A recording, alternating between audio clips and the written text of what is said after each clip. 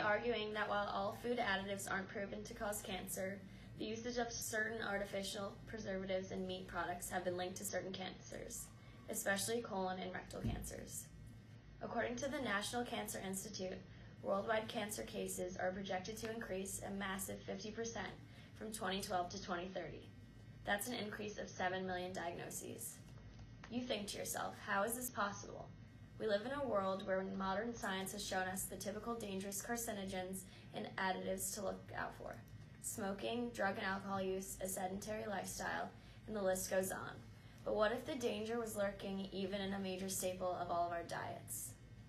According to a 2018 study led by the American Cancer Society, new cases of colon cancer and rectal cancer are increasing at an alarming rate.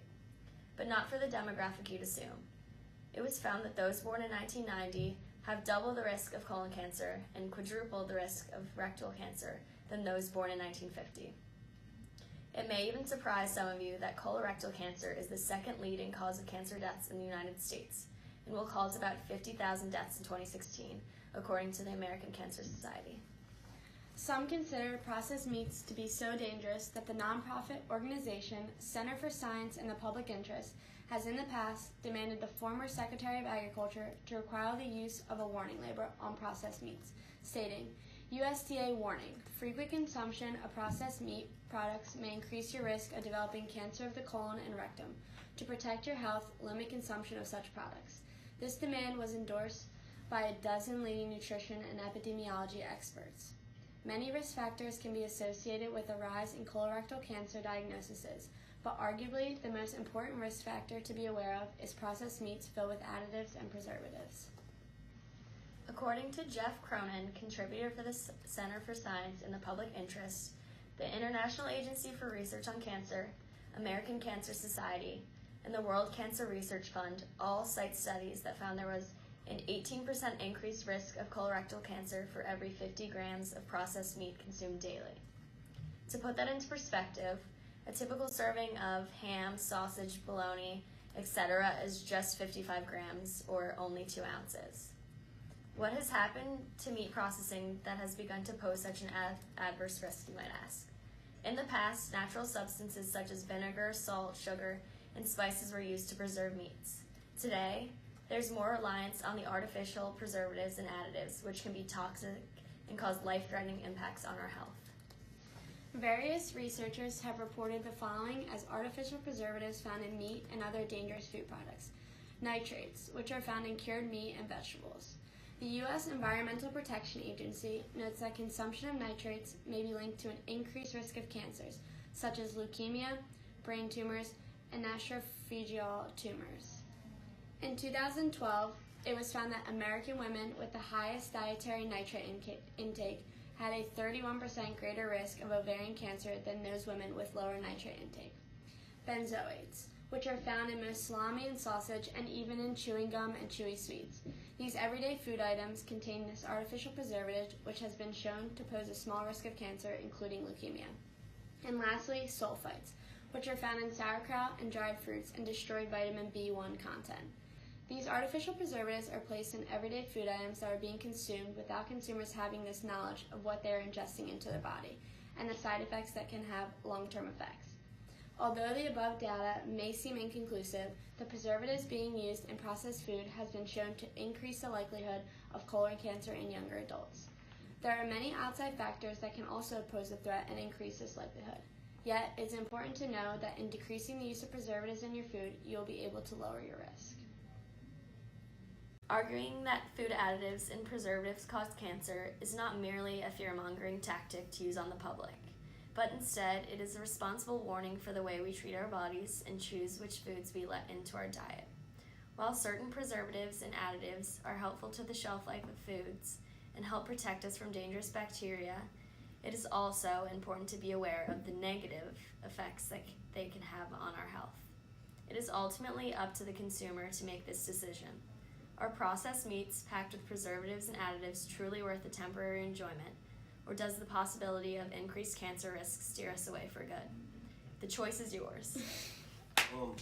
I would like to bring note to the attention that you brought to processed meats.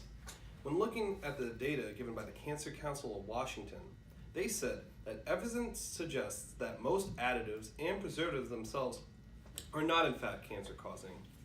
Because what we're really seeing is that processed foods, such as hot dogs, salami, which contain more additives, are often less healthy in general. They're more fatty and such.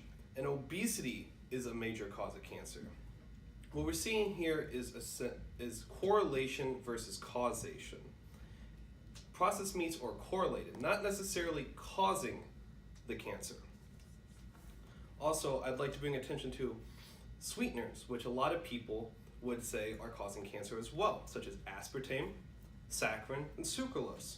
According to cancer.gov, there is no consistent evidence that they are associated with cancer.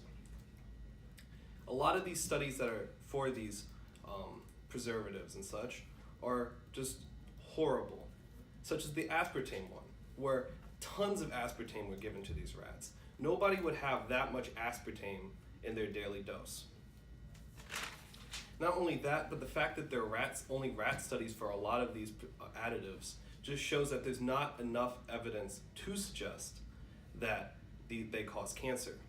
In fact, I would say that overall, a lot of these are just because of unintended things that happen, such as the obesity linkage, or the fact that, as cancer.org points out, that there's a lot of unintended contamination in these processes when done poorly, such as cadmium or mercury.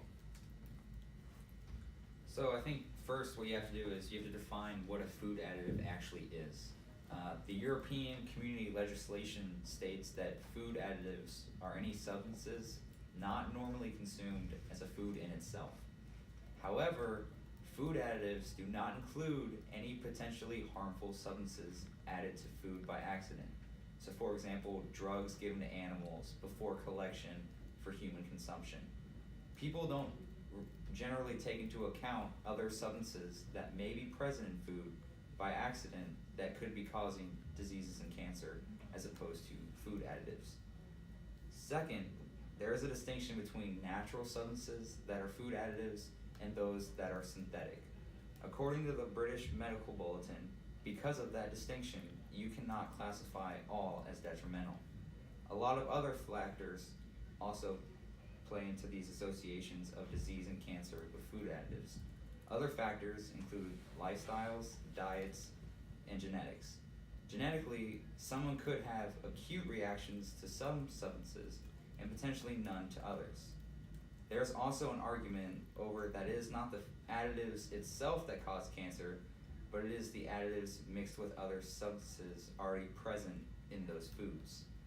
There is also a key point regarding the amount of additives consumed.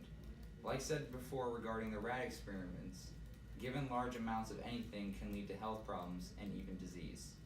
According to Nucleic Acids research paper, additives are generally regarded as safe, but there still need to be limits. But again, there are limits for all substances consumed. Food additives have shown to have a beneficial effect on an individual's health. The beneficial effects can range from helping prevent malignancy to helping rebuild cellular tissues. A report given to you in a nucleic acids research paper showed that natural food additives can be used to trigger mammalian genetics, which helped fight some cancers. Other food additives, such as turmeric, have been reported to inhibit the development of hepatocellular neoplasm, essentially the malignancy of the liver caused by certain toxins.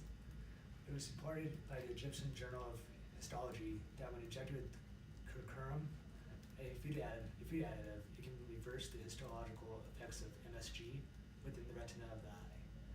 In conclusion, correlation doesn't necessarily mean causation. Just because there's a correlation seen between two events doesn't mean there's a causation. Secondly, many studies have been conducted with rats, which doesn't